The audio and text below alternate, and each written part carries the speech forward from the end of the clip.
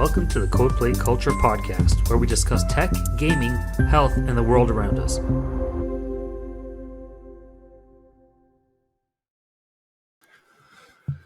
Everybody, welcome to Codeplay Culture podcast. Rui and Logan back in full effect. Today we're taking a look at exploring the evolution of Resident Evil.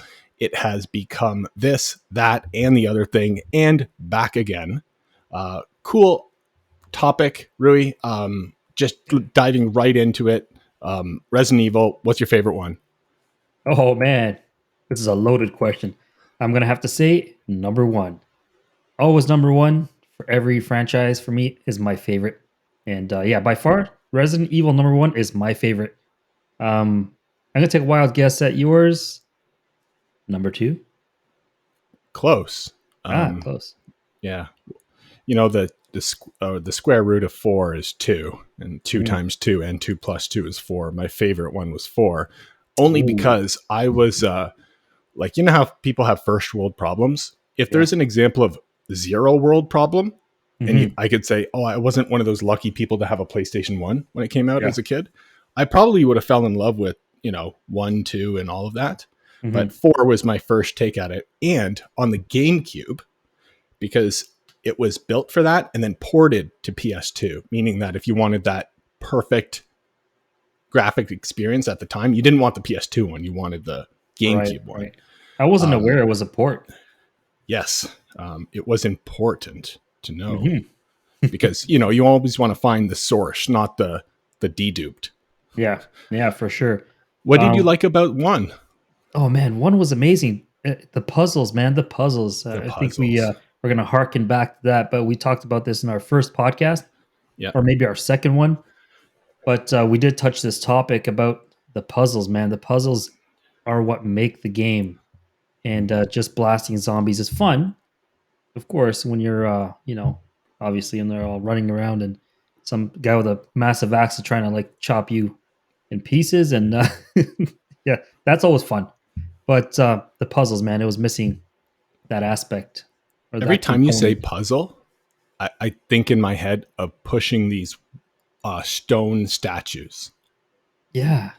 Like that was in Resident Evil 1, right? Yeah. Stone statues on invisible floor plates that, you don't know that they're pressure plates, and you just happen to move that statue over it, and then they have to align, and then there's light beams across eyeballs, and it's just pretty unique. A unique puzzle horror survival game. So they've taken a different turn now, right? A horror survival is something different now. Yeah, basically just survive an onslaught of bunch of random zombies and infected people, and that's your horror survival, right? Yeah, so it has transitioned very oddly. Well, maybe oddly is beauty's in the eye of the beholder. Yeah. However, you've seen all of this stuff happen with, Final Fantasy VII remastered to be more of like a Kingdom Hearts or a hack and slash God of War level. Yeah, man. And some of these maturities, like how it's maturing, almost is like a D-maturity, right? Yeah. Or there's elements of maturity and dematurity. I would say the weirdest part with Resident Evil is when they went all first person.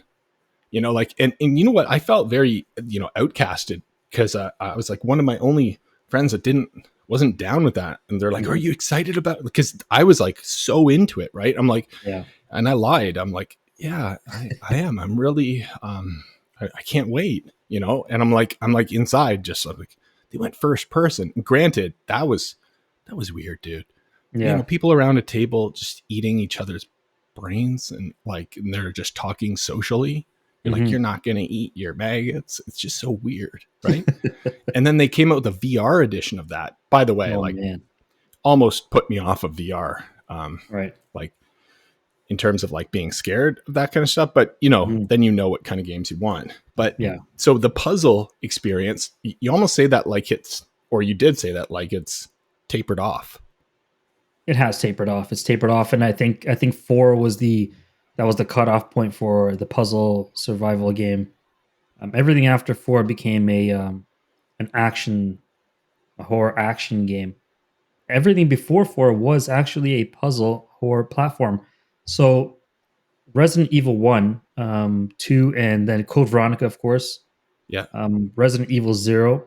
All 4 of those were in fact puzzle horror games. Were not action based. Everything after that became an action. So yeah, 4, 5, 6, 7, whatever else many that they have. I'm not sure where it ends. Right. Last I heard it was 8, right? Yeah. The Village? Yeah, The Village, which is, I think, not Chris. I forget his name. Not Chris Redfield. Or it could be. Jill? It was a dude. And then... Oh, okay. And you know what? So they went... How was it? 6? 7 was... Okay, 6 was basically... Whatever happened there, it tanked the whole franchise. It was kind of like they grabbed the CEOs or whatever, the creative directors of Resident Evil, whoever did that one. Yeah. And they're like, no, you're ruining it all. Right. And then they completely 180. They're like, we need to fix this completely. So they almost let it die with 6, because 6 was like, it was like a indie game. Like, and that's a main number. Right. And then 7, I believe, was the 6 is long-term support. Yeah. Yeah. 6. Exactly. Yeah. 7 was the first person.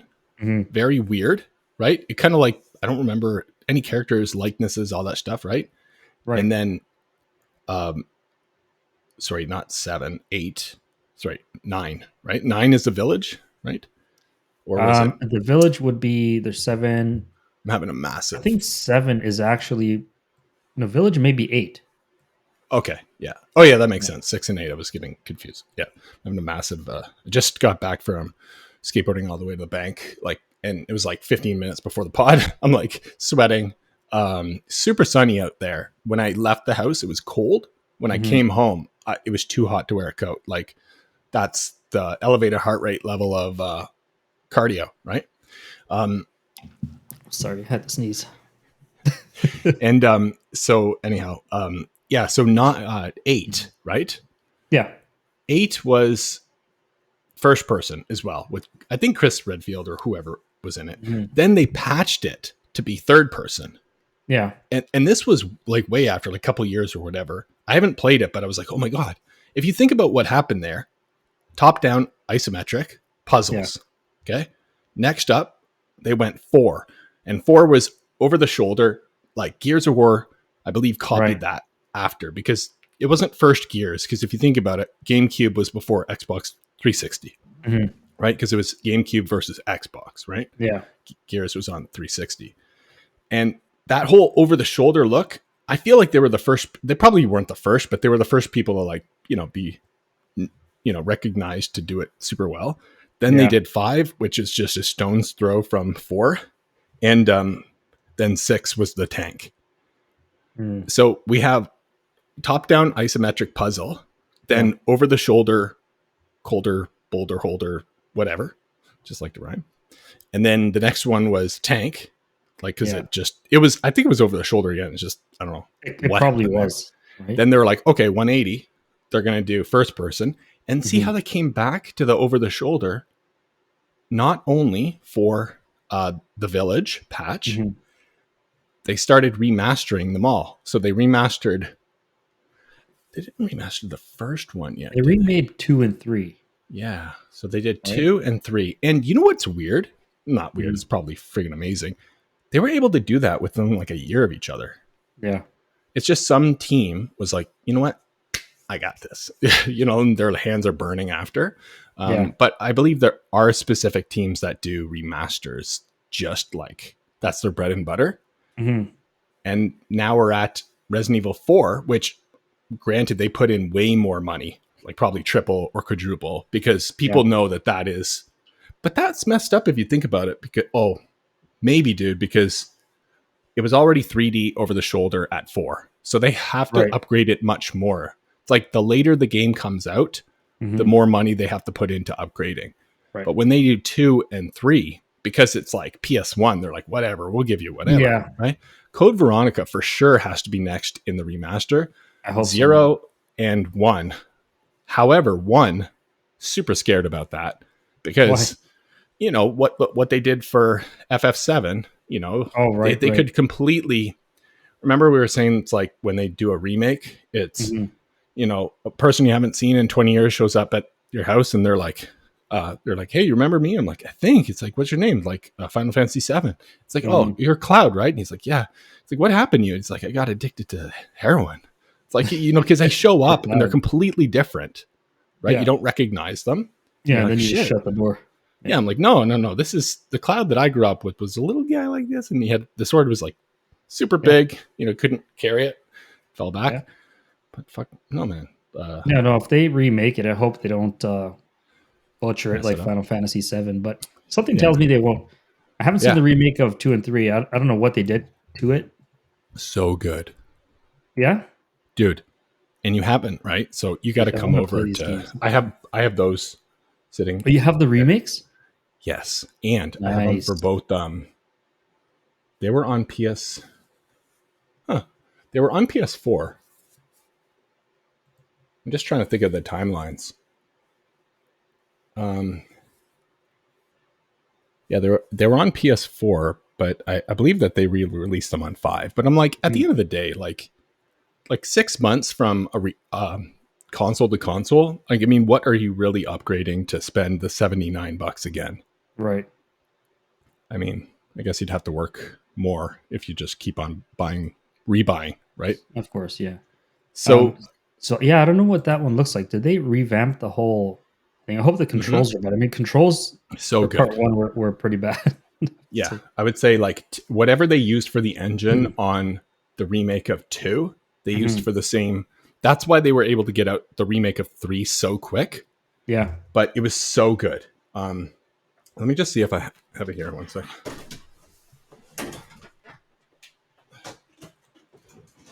I'm gonna have to borrow that game from you. That's right. Okay, so first, I'm sure I told you this before, but Digital Foundry, they're awesome. They're a bunch of really cool, nice nerds that just are obsessed, like nerds in a good way. You know what I mean? Like, you know, hyper focused on a topic, nerd. Yeah. And they're obsessed with graphics. So like before getting anything, I always watch Digital Foundry to see what console is the best. So first off, we have Resident Evil 2, right? I got him for Xbox One because at the time it was way more powerful. Like the graphics were way better, right? Yeah. So whatever the better graphics, I'll get it. So you can see on the back here, even Dolby Atmos sound, and nice. Which wasn't on PS4.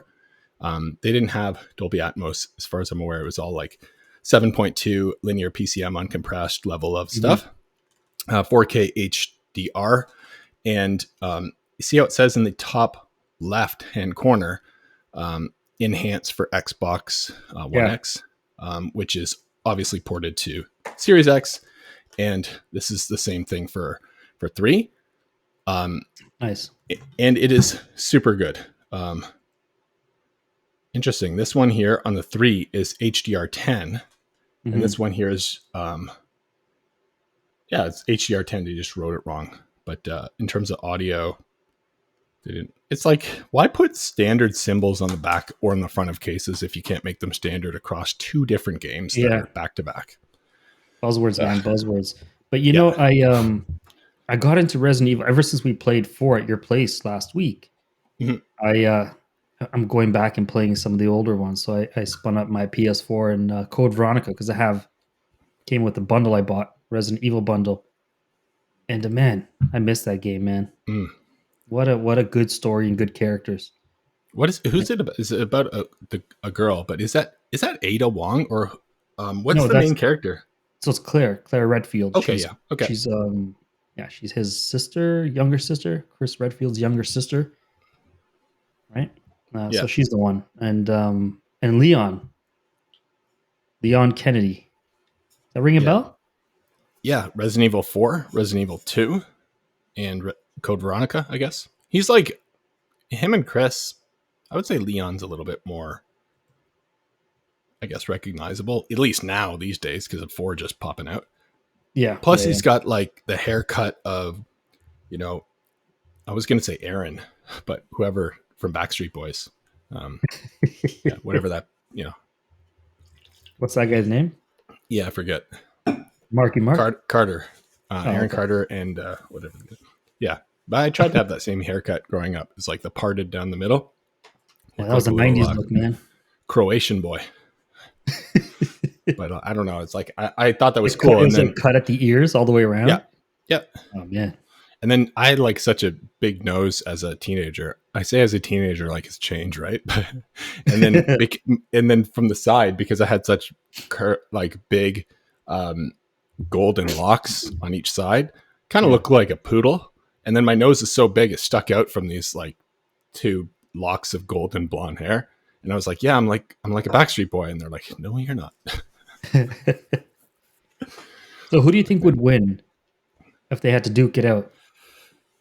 Chris Redfield or Leon Kennedy? Oh, Chris Redfield beat the shit out of Leon. Well, I don't even know. Leon seems like he's jacked. Right? Shoot, I gotta bleep that. trying not to. It's like I think they let a couple slip before they. Hey, we want you to change the explicit label. Yeah, like in 4. Remember at the beginning, no spoilers, but just when he kicked that zombie. Yeah, like it didn't like just knock him out. It broke his neck. Like, oh yeah, that's right. Like you can't roundhouse kick, like unless you're Chuck. What's his name? I'm bad with the names. Chuck Norris. The Iceman? Chuck Norris. Like unless you're Chuck Norris, like a roundhouse kick to the head won't break your neck. Yeah. So we're talking about like I don't know, Olympic athlete level of shreddedness on several vials of gear. Like how is he able to roundhouse kick someone and snap their neck? He has the power. Yeah. But Chris Redfield, he's a veteran of stars, man. Special tactics and rescue service.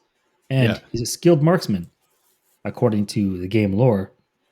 But does that mean he could beat him in a fight? I don't know. I have a feeling you're right, man. Leon would just roundhouse his face across the crack his head open. Yeah. And then and Chris seems to be someone that like he's like definitely gets more chicks, I'd say, Chris, because he probably drinks beer though, and Leon probably is on a 24-hour fast all the time. Right. So it's Chad versus Brad. Chad versus Brad. So yeah, and then you can duke out the girls too. This is a weird tangent for this convo. Yeah. But okay, the puzzles. It's a segue to puzzles. Like I've noticed that all of these games are getting to the point where nobody has attention anymore. So they're like, you know what? No one wants to do puzzles. They just want to, get an AK-47, right? Yeah. It's like, no, nobody wants to think. No, like there was like an amazing skateboarder girl that goes to CJ skate park, and she was saying to me, she's super younger than my kids. She's like, why is all the parents on phones? And then I was like, oh, you don't like that? It's not good. She's like, no one should be doing that. She's a sponsored skateboarder with CJ's, right? Yeah. So she kind of works there. Incredible. Like part of that skate team. So she's just like always there.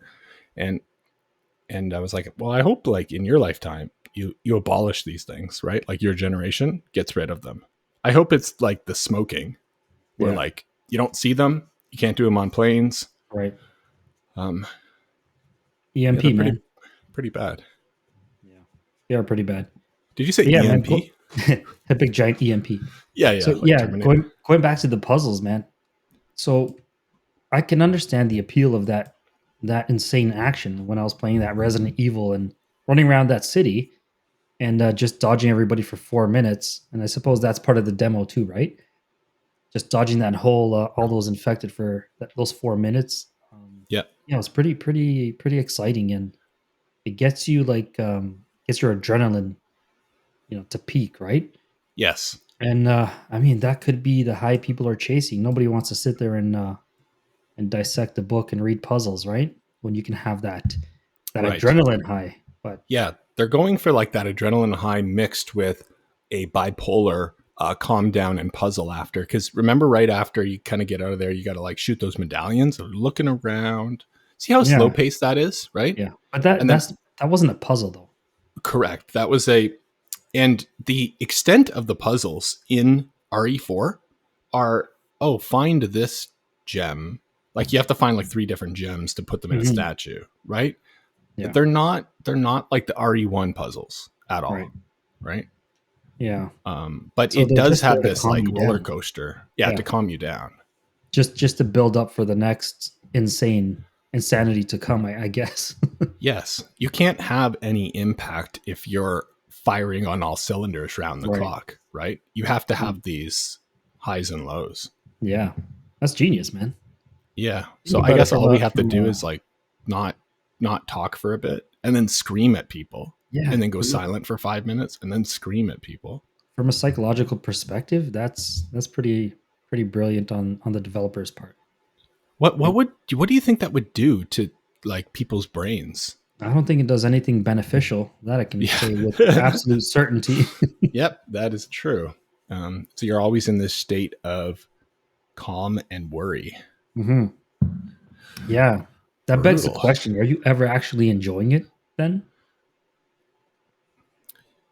Or you're just kind of worried about and the other thing is the graphics are so good. It's almost like Caviar where you're like, oh, I love this. Like, look at this. It's so beautiful. And then you're like, oh my God, I'm going to die. And then, oh my God, I'm now in a room with calm music. There's like a spider. Remember that save room? Yeah. You always know that you're safe. You made a point about that save room. You said something like, it's like the save screen in the PlayStation where just your calm, your safe space, right? Yeah. You're back home. Everything's fine. It'd be like almost like if you're, for those that don't know, like in RE or Resident Evil, when you get into a room that has a typewriter, typically that's like your save area, and you sometimes use ink ribbons to use the typewriter to save your game. But sometimes you don't have those ribbons, so you can't save. It's kind of like scary. You're like, oh no, all this progress. Yeah. And when you're in that room, it is this calm, like, oh my God, you're safe. All of your friends are here. It was just a nightmare. Don't worry. And then you just go to the next room and it's silence. You're like, that calm music is gone. So what Rui and I were talking about before, last time we were hanging out, was you have that same calm level music from PlayStation 4 and 5 and even 3, I think, had music in the background. Yeah. And I think that they did that subconsciously. This is just some, not conspiracy theory, just like maybe an observation, because when you're there, that's your calm area where you're like happy to be there. So people are like, you know what? I like PlayStation because that's, I just like it better, but they don't know why they like it better. And one of the reasons is that music on the menu, just your home, man. This is your home. They even had a product called PlayStation Home. Mm-hmm. This could be all subliminal, It could be. And then that feeling you get when you hear that music 5 years later. Yeah. You still feel something, right? You still do. But yeah, you're in that save room and it's quiet. And all of a sudden you come out of that save room and it's like, like zombies blasting you. And it's pretty crazy, man. I have to say. That does look like a cool gun. Yeah, no problem. Yeah. That thing's awesome. Did you use it? I used it. Yeah, I used it to clean my keyboard. This is amazing. And it's got like some good power, man. Yeah. The horsepower in this little baby here. Like this is a trend with Amazon products that come out. Like people never see them, right? This is what happened with massage guns. Like they weren't anywhere. Yeah. And then boom, like a year later, everyone had one. They're now like $50, and that was like the price of the $200 ones like a year ago. Yeah. And it's the same with these little tiny blowers that look like guns that you kind of dust and clean out your car with and whatnot. Or you could even do like when you're driving, you could turn it on, roll down your windows and blast your dash. Everything flows out. Yeah. Maybe you get some like sniffles or whatever, but I want them to come out with a blow suck where it blows and sucks at the same time. It's like a vacuum, but it's also like a leaf blower. I mean, there's potential, right? You can have another nozzle here. Yeah. And kind of a bag hanging down here.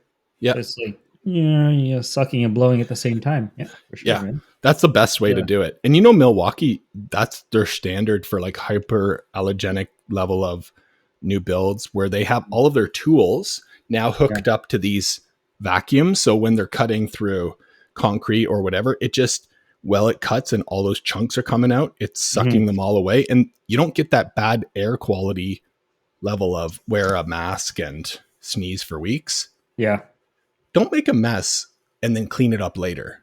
Right. I think the mentality should be the mess cleans up itself. Oh, shoot. Sorry, man. That's okay. That sounds like an internal vac, This thing is nice, man. How much was that? Oh, well, I should tell you. It's like, I think it's like $20. It's crazy. I had a bunch of crumbs inside of my keyboard. I didn't want to bang on it from the back, so this did the trick. Here's a real question. What did you do with the crumbs after they landed on the floor? I put it in my cereal. I mean, oh yeah. I mean, they didn't land on the floor, right? I just put them right into my bowl. Come on, man. Yes. Okay, yeah. No milk, or was it pre-milk? Pre-milk? No, I usually use Coca-Cola in my cereal. I don't. Yes. It's like Vigorous Steve had this great video of like there's like 4 or 5 different Coca-Cola products. Mm-hmm. And apparently 2 of them are super good for building testosterone and 2 of them aren't. Really? It's a fascinating video. I'm like, I love this. He's one of the very few people that, if you message him on social, he'll respond. Nice. Very nice guy in the biohacking community. But so I would say for Resident Evil 3 and 2, they didn't butcher it. It's great. Resident Evil 4, they did a soft remaster, meaning that they took the GameCube one and they bumped it to 4K 60 FPS on 360 Xbox One. It was beautiful. Mm-hmm. It still looked like, like an old game that's like, when they don't increase the quality of the texture pack for the surrounding environment, but they just up it to 4K. It kind of looks like super old game, great quality. But that was good. I loved it. I thought it was a great game and a good remake. Yeah. And then the whole thing is like, I don't know how these guys can market these consoles as 8K. Mm-hmm. Like as soon as they push a ray tracing patch, the games are so slow. Like they just wanted to say that almost unplayable, right? Yeah, they patched Elden Ring to have ray tracing, and as soon as I flip it on, the frame rate is like 20, right? Yeah. Like I can't play this. Mm-hmm. If you can't do ray tracing, how could you ever do ray tracing 8K at 60 at 120? Like we're obviously not there yet, right? But they probably got to say just so they don't get shafted by the competitor, right? Yeah, for sure. I think PC is good. PC is the way to go for gaming if you want ray tracing. Yeah, that top tier graphics. Yeah, right? Yeah. Do you have a eGPU? No, I don't think so. So you heard of these things? Vaguely. What is an eGPU? So imagine just like an enclosure for a GPU, and then it's got like a Thunderbolt 5 cable or 4 to go to your. Let's say you go into Walmart, you buy a laptop for like $400, and then you spend $5,000 on an RTX 4090 or 59, whatever the highest one, and you just go Thunderbolt right to the. Granted, you need a laptop that has Thunderbolt or whatever, so probably the 400 Walmart one wouldn't, but it's a way of saying, hey, just give me some regular laptop. Yeah. And then whenever I want a game on it, I'm going to give it an external graphics card straight to the straight to the motherboard heart, and then use that for my games. Nice. That's actually, man, things are changing so fast, eh? Yeah. I think they realize like what people are missing with that. They're like, hey, I want a sleek little laptop to travel with touchscreen, but when I get home, I want to be able to play whatever it is on 8K, right? But yeah, the graphics thing is It's definitely getting crazier and crazier. You see Unreal Engine, and I think Resident Evil, they don't do Unreal Engine, which I kind of like, because I'm not sure if you see this in the corner here, but it says RE Engine, and they keep on upgrading it. And the engine is great. If you go with Unreal, you have to, like, every time you like make a sale or whatever, you have to pay them like 10% or something, right? Like, they're rolling in the dough. So Unreal Engine 5.2 released like a couple days ago. It's all on YouTube. You seen this? No. So, like, you know how they do like mocap with all the little ping pongs on your face to make expressions? They're now using AI. Use your phone, and you can actually put yourself directly into Unreal, and it's so good. That's nice. Apparently that took weeks before in mocap, studios. Yeah. And they now have these procedurally generated assemblies that use AI to build out huge 10 kilometer by 10 kilometer worlds. So AI in general, like ChatGPT and all that stuff, is like affecting gaming, meaning that, okay, you don't have to like make the land anymore. I just hope that it doesn't make things so generic that it has this, oh, I know this is an Unreal game, because they all look kind of shiny in that way. Right. I guess it depends on your cues or whatever you give to it. Right? Very true. Yeah. But going back to Resident Evil, man, I tell you something. Graphics good game, but you know what is very important? Atmosphere and where you're sitting or where you're playing that game, right? Yeah.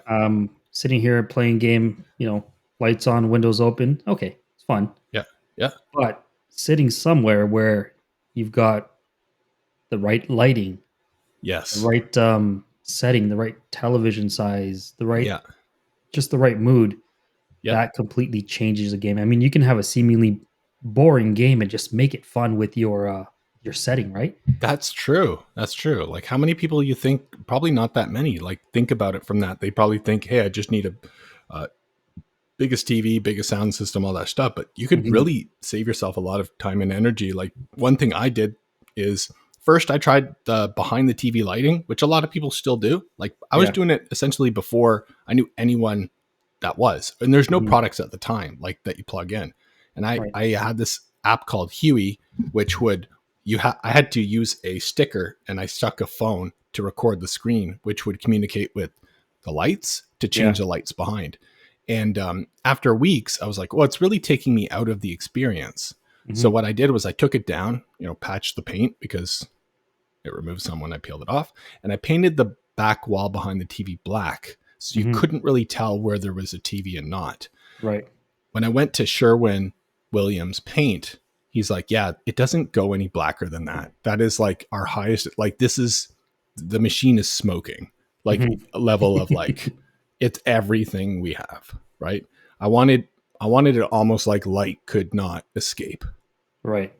And it works well. Like, if you paint the wall behind your TV black, or if you just have a projector. The other thing that works is, I don't think a lot of people do this, but you can lie directly on floor or a bed and get a cheap projector and point it up on your ceiling. People's ceilings are typically white. Yes, you're going to get some bumps, but it's really good for your posture if you think about it. Yeah. You're really not hunched over. And no, that does play a huge part. Feeling, having that atmosphere feeling. You feel like upgraded your atmosphere at all lately, or have you done anything? I have not, man. No. Unfortunately, I don't spend a lot of time in front of the television. I wish I could. Wish I had the time, but I don't. But I do want to upgrade my my sound system, my television. I need something a little bit more, a little bit bigger. Little oomphy. Yeah, man. Yeah, for sure, man. And definitely I need wireless speakers. That's key, that's right? what I need next. Yeah, so you probably want to look into something that, like, I mean, Sonos is incredible. It's wireless. But cost, right? Oh, you're going to like run $500 per speaker. That's way too much, man. Yep. It may be cheaper to break the wall and then just put drywall back up. Exactly. Yeah. It'd be cheaper to, exactly. Or just live with the cords everywhere. Yeah.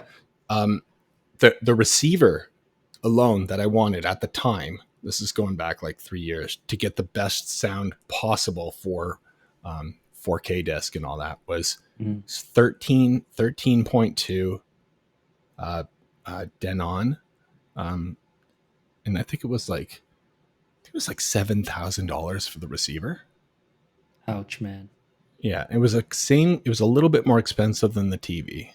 And I didn't pull the trigger, because can you imagine just like getting that, and then let's say a month goes by and they have a better version? How much would that hurt? Well, that's that happens with everything you buy, right? Everything. Yeah. So I don't know. Plus, I didn't want to have my wife kill me in my sleep, because that's a lot of money to spend on something that's definitely not needed.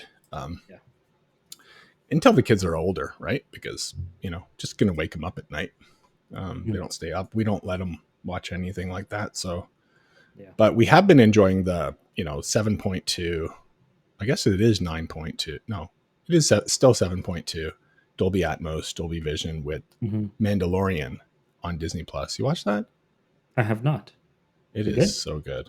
Ugh, just amazing. The one-liners from Pedro. He's so cool. Yeah, no, I haven't watched any Star Wars stuff. Yeah. I'm Star Wars noob. You're a Star Trek vet. Yes. Yeah. Not we don't cross contaminate. Yeah. They're very they don't play well. Like they're like two beta fishes in the same bowl. Yeah, one has one beta fish swims like this. Yeah. The Spock we come in peace. Yep. We come in peace. We come in pieces. So like, I don't know. Like, what do you think what do you think they'll do next? Oh man. Honestly, in terms of gaming. Yeah, in terms of like RE's like next move. RE's next move. I see a Netflix special with the guy from Witcher as Leon. Ooh, very nice. And who's gonna be Claire? Oh, Claire. Should she be in it? Yeah, she should. Who's gonna play Claire? Angelina Jolie? I don't know. No, man, come on. I don't know. I know. I just think of Tomb Raider. I mean, she was good in Tomb Raider, but yeah. Who would play Claire? I have no idea. Somebody. Right. Maybe they can just generate some AI for him. I don't know. AI models. Nate told me that they're releasing the how they came out with expansion packs for our download DLC. For what? Thank you. For RE4 remaster, and it's going to be out in a couple of weeks. And there's some speculation, and I'm sure if I go on YouTube today, it'll be like confirmed, because depending on when this episode comes out, it's probably already announced, is like Ada's chronicles were cut from the game, and they haven't really announced whether they would put those back in. And I'm hoping that they do, because she's cool. She kicks people. She wears a dress. She's very confident, kind of like Bond, a girl Bond. A girl Bond. Yeah, a Gond. A Gone with the Wind. Gone with the Wind. Have you seen the movies? Any Resident Evil movies or no? Yes, there was. I actually have one, like on Blu-ray or whatever. It's really good. The first couple are amazing. Yeah, you watched them all? I haven't watched all of them, no, because I don't know how many there are. Probably like 12 by now. But are you talking about the live action or the CGI? Yeah, live action. Yeah, I'm talking about the CGI. Have you seen those? I've never seen any of them, no. Dude, they're pretty good. Yeah, they're kind of more in line with the game than, the Hollywoodization of RE. Nice. Well, that's what I want to see. I may download them or borrow them or watch them on Netflix. I actually got an IP TV box recently. Have you seen one? Have you seen those? Yeah, like what do you get? Like I want to say Cody, but Cody. Yeah, something like that. Yeah. Are you using what is the service that you have to use these days to get like everything? I remember it was like Vader. Yeah, like one of those Reel to Brit or something. Yeah.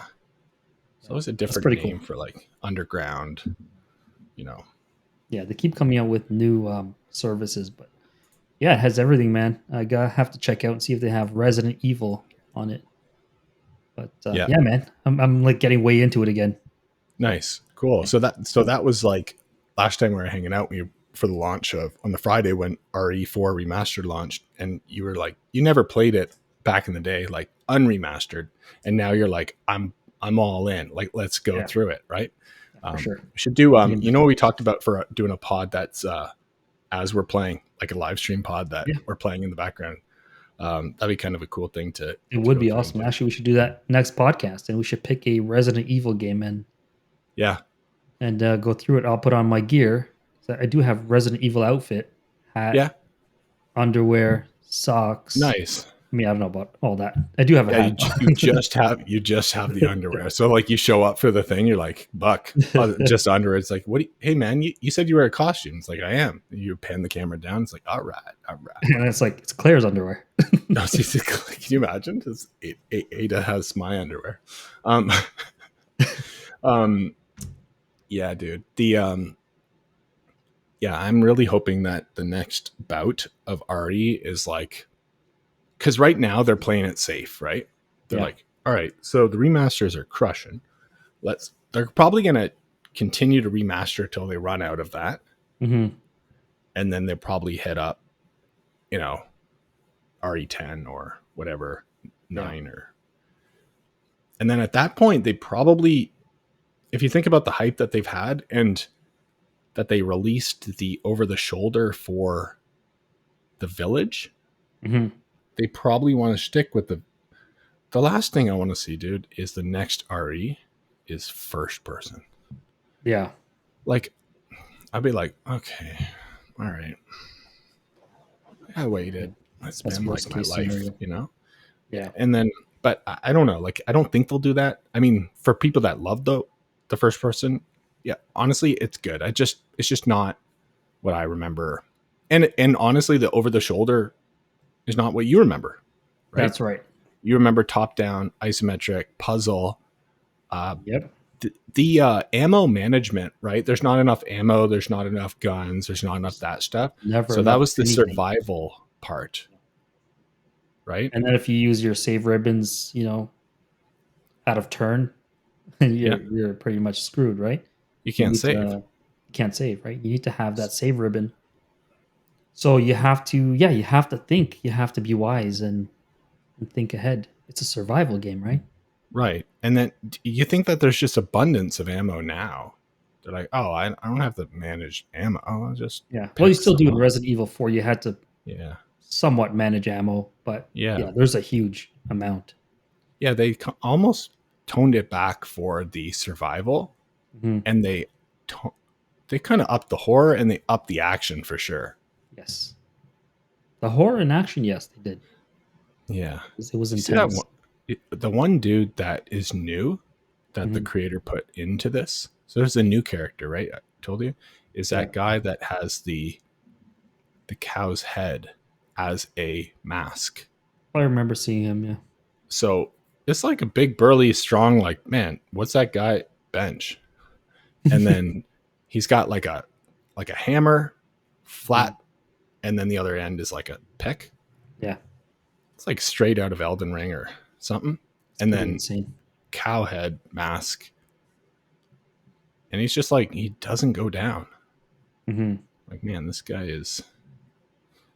This guy's holy cow, creepy dude. Yeah. Holy cow. Yeah, it's like move. Yeah, man.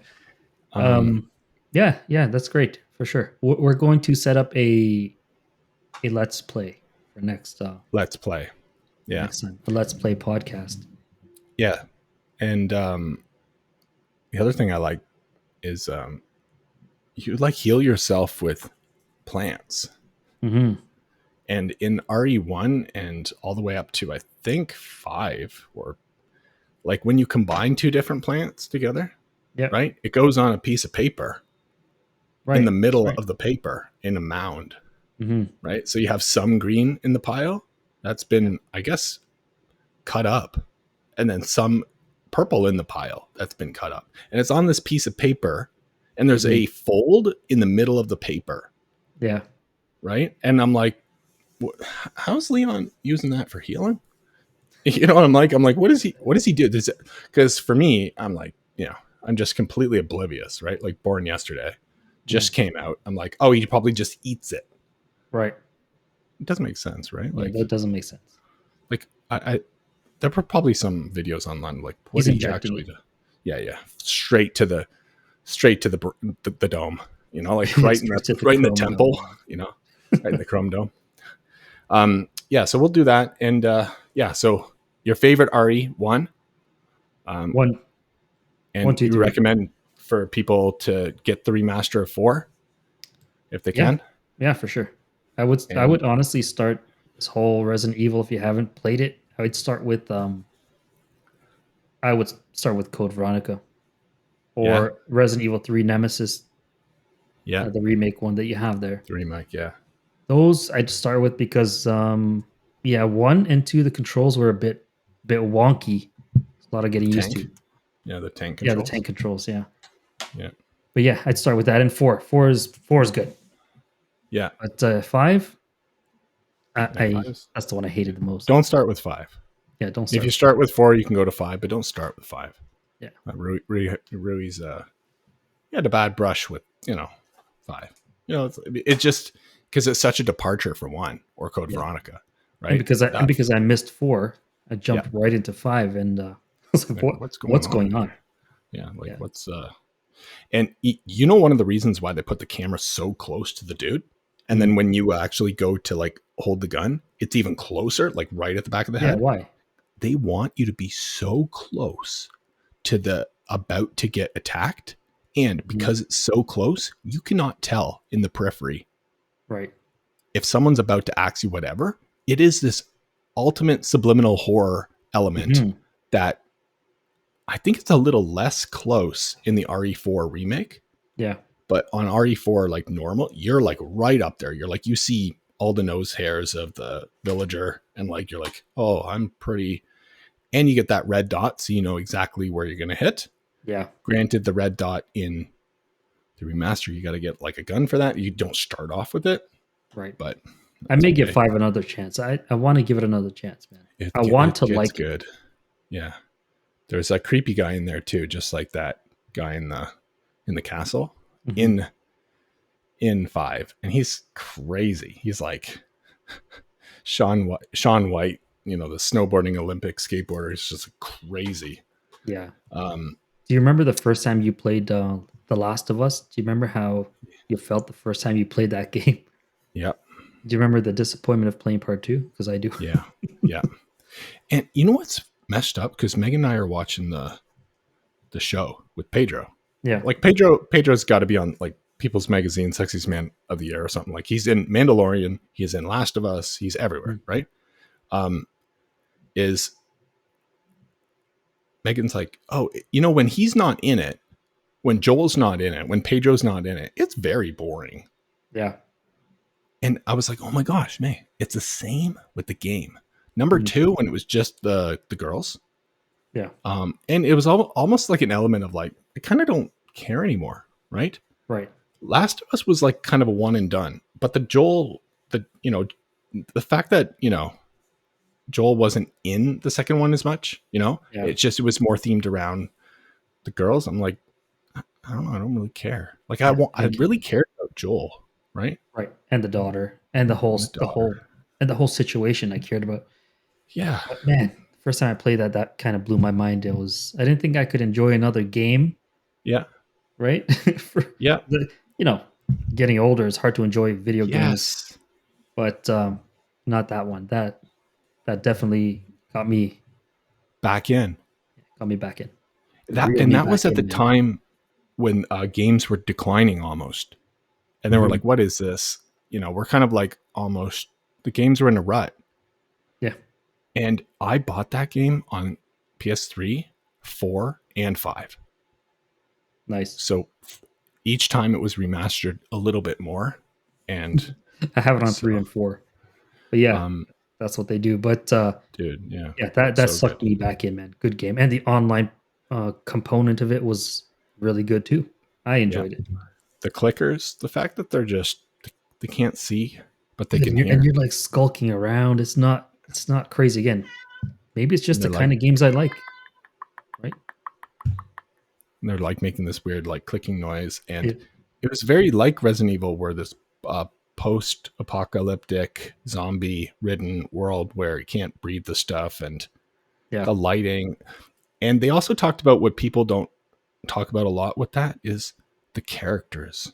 Mm-hmm. It really brought you in. Like, you ever watch a movie where you don't even care about what's going on in the movie, but those characters, you're sucked into their, Mm-hmm. How they think things are going along, and you just really care about them. It had such a story-driven, character-driven thing. And apparently the new Final Fantasy, I think it's like 17, 16, whatever, it's not out yet. It's very heavily on the character story. Yeah. I got to check it out. All right. Well, anyhow, wrap it up. Rui, thanks so much for taking the time today. And every week we'll be back for some of that iconic, trendy coding, chat GPT, AI, sucking your brain out, putting it into a zombie that's now in a VR simulation of your previous life, the one before the current one, obviously.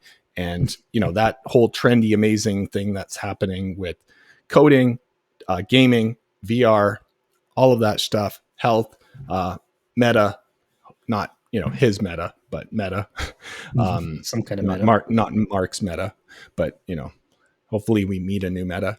And we'll see you next time. Thanks, everyone. Goodbye, everybody.